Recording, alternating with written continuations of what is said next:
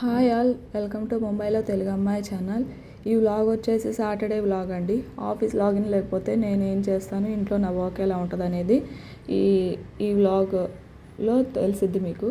ఈరోజు morning 6 o'clock లేచేసానండి. Brush చేసేసి బయట ముగ్గు పెట్టేసి లోపలికి వచ్చేసి గిన్నెలు ఉంటే గిన్నెలన్నీ కడిగేసాను. తర్వాత ఇల్లు తుడిచేసాను.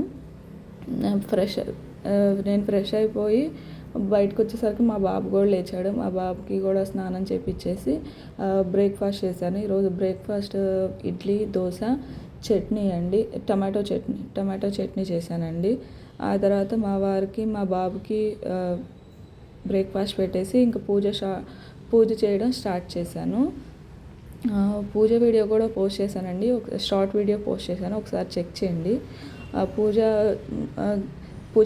గది అంతా క్లీన్ చేసేసి పూజ చేసేసరికి 11 అయిపోయిందండి. 11 అయిపోయిన తర్వాత నేను బ్రేక్ఫాస్ట్ చేసేసి మా బాబుతో కొంచెం సేపు అలా టైం స్పెండ్ చేశానండి.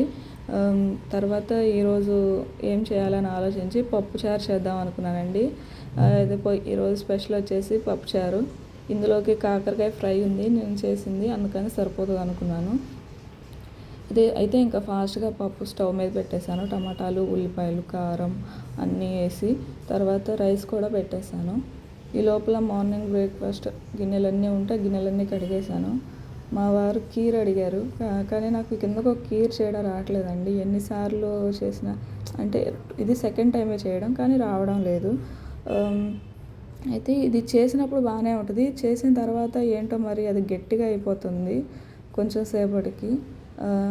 మీరు ఎవరైనా నాకు హెల్ప్ చేయండి ఇది చేయడానికి. అయితే అయిపోయిన తర్వాత పప్పు దించేసి పప్పుచారు ఇందులో చింతపండు చారు వేసేసి ఉప్పు వేసేసి మళ్ళీ స్టవ్ మీద పెట్టేశాను. ఈ కీర్ అయిపోయిన తర్వాత కీర్ని పక్కన పెట్టేసేసి పప్పుచారు కోసం పోపు పెట్టాను.